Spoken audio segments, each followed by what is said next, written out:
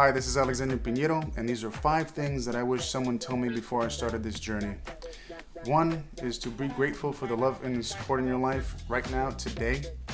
2 is to get your butt into the theater and watch more plays. 3 is be bold and don't care what people have to say about it or think about it. 4, remember to enjoy life.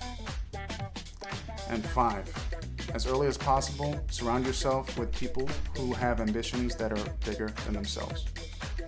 Number 1, be grateful for the love and support in your life right now. It took me a long time to really realize how much love and life and people I had in my life who supported me until the pandemic hit. And I went through a really bad long-term breakup where I was alone with my thoughts and my emotions for weeks and months. And it took that time to really realize and kind of analyze everyone around me and analyze my goals and myself and come to terms with the fact that I don't need a lot of people around me in order to be successful or to be comfortable with myself. I just need the ones that have always been there, and it really opened my eyes to see the ones who have been there and the ones who have been there supporting that I have neglected. So I was able to really kindle those relationships and really grow. 2, get your butt into the theater. People really compare theater and film a lot, but I like to think of it as the same comparison as New York City and LA. They're 2 totally different enigmas. There's a whole lot of comparison with only a handful of similarities, and I was very stubborn on getting and watching theater because I'm a very film, movie, and TV heavy person. But once I started to open up to the idea, I really saw some truly talented acts on stage, not only Broadway, but off-Broadway, black box, even stand-up. And it opened me up to become part of a black box comedy theater group for a few months. And I actually learned a lot about the art and about performance, and really got to sharpen my improv skills as well. 3, be bold and don't care what people think about it. In the beginning, I was doing a lot of things for the wrong reasons, and I wasn't being my authentic self.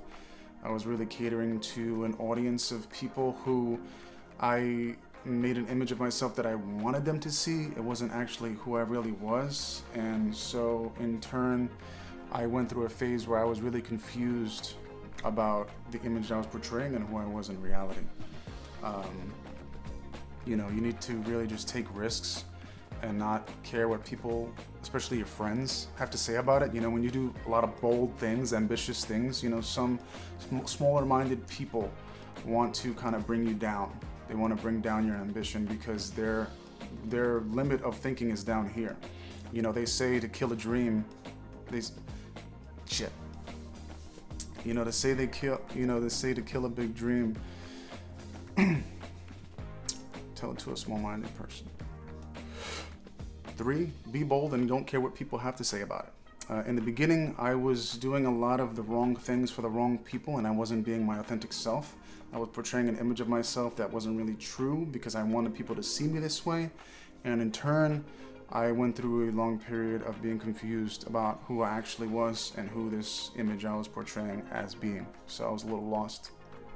You really just need to take risks and not care what people have to say about it, especially your friends. Especially people you don't even know. It doesn't really matter what they think. And I think when you have big ambitions, when you be bold and try something new, people want to bring you down. Especially small-minded people is the majority that speak out and go against what you have to say and do. But they say that the best way to kill a big dream is to tell it to a small-minded person because they just can't process it. And when people are scared, they act in aggression. Nobody knows what they're doing. It really doesn't matter what you do at the end. People will forget.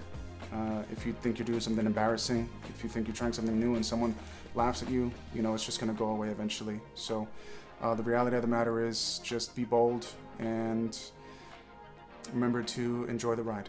Number 4 is remember to enjoy life. I consider myself a very hard worker. And I think that if you ask 5 of the people that I talk to the most, they'll tell you the same thing, that I'm very hardworking, I'm very dedicated, and very committed to every goal and cause that I have. and I will continue fighting until the end. But it's not always a good thing.